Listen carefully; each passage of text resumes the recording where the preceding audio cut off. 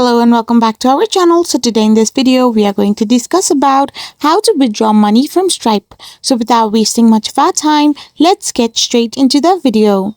So to withdraw money from Stripe, you need to connect a bank account or debit card to your Stripe account and then initiate a payout. So you can simply go through the Stripe dashboard or the Stripe dashboard mobile app. You can simply choose between standard or instant payouts, with instant payouts allowing you to receive funds within minutes, though they will apply some fee as well.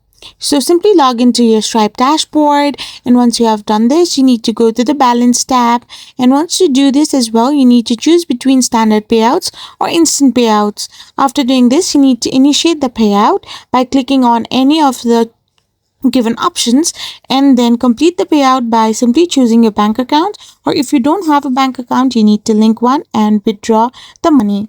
I hope you found this video helpful, so don't forget to hit that subscribe button and do give us a thumbs up. We will be back again with more informative videos. Thank you for watching.